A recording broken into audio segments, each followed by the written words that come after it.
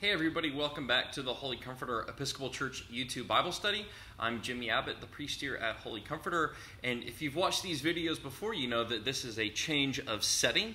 I'm actually in the church here at Holy Comforter because there is something that I want to point out in the stained glass windows here that connect with the gospel lesson for this upcoming Sunday. So we'll be reading from John chapter 6, verses 56 through 69. Like I've talked about, this has been the summer of bread. We've had, I think, now 5 Sundays of bread passages in which Jesus has fed the multitude and then has reflected on that. This is what Jesus does in the Gospel of John. He does a sign and then theologically reflects on it.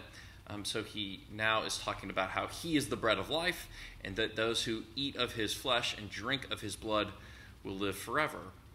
So you can see here in the stained glass windows at Holy Comforter, it's a little hard to tell.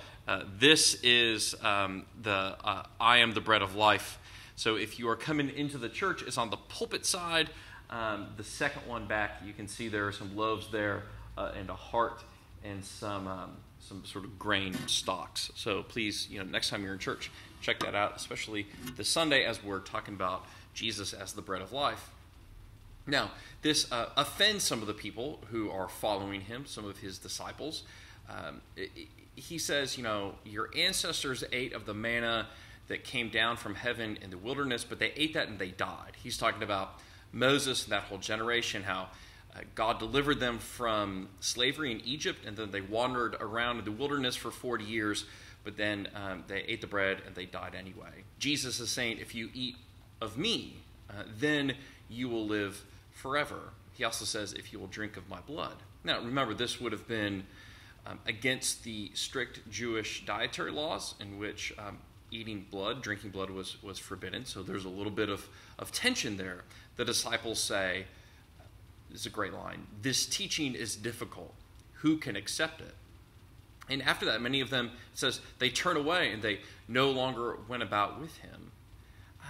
And so we get this place in the Gospel of John that's almost like it's a cutting edge. And some people choose to stay in, and some people choose to leave. I think it's an important point, the difference, I think, between a religion and a cult. That a religion is always open. You are free to come, you are free to stay, and you're free to go. This is what we see in Jesus. Jesus does not coerce anybody to follow him. He does not shame anybody into staying with him, and he does not manipulate anybody when they want to leave. They're free to leave.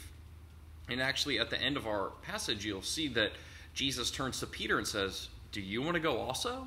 And Peter says, no, where else would we go? You have the words of eternal life.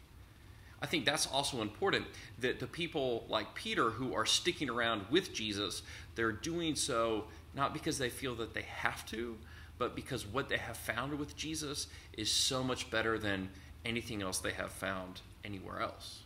And so that's an important reminder for us. And we might ask ourselves, why do we follow Jesus?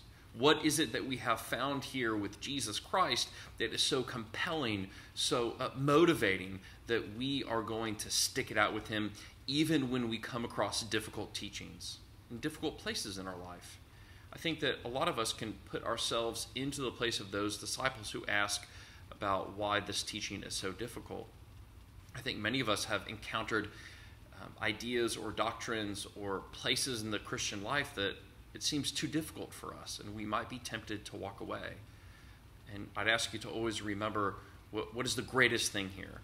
And the greatest thing is that in Jesus we have found fullness and eternal life. There's another big theme here in the Gospel of John, and that's abide. We'll hear this, that Jesus says, if you eat my flesh and drink my blood, you will abide with me. Abide can also be like a tabernacle or a dwell. It's a word that would have been used for the ancient temple in which God's glory, God's Spirit dwelled, sort of infused the temple. And so the idea here is that by eating this bread and drinking this wine, that same tabernacling presence now lives with us. It's not just in a building or a place, but it's actually here with a people.